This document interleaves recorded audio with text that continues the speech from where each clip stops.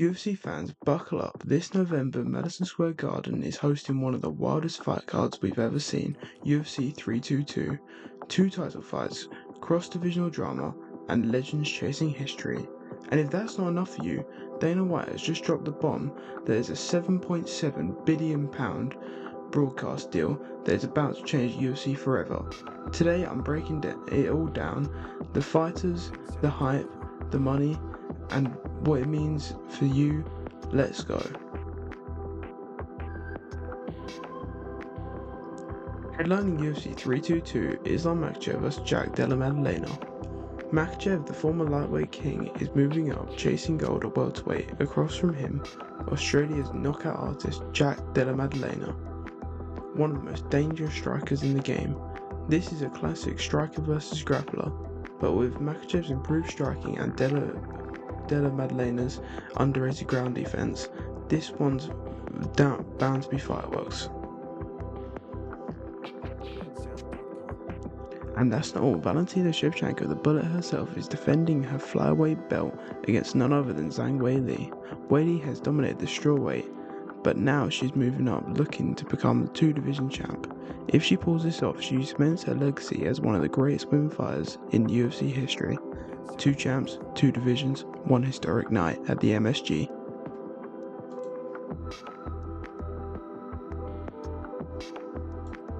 Fans are calling this the supercard. Madison Square Garden has previously hosted legendary fights from Conor McGregor's double champ night to Khabib's dominance, but UFC 322 is already being compared to those iconic moments. On Twitter, fans are losing it. Some are saying this is the card of decade. Others are pointing out what's missing: Jones versus Aspinall. Sure, that would have been a massive fight, but let's get real. Two championship fights on one card at the MSG, that's history in the making. Now let's talk about the business side. Dana White has just announced a £7.7 billion broadcast deal with Paramount.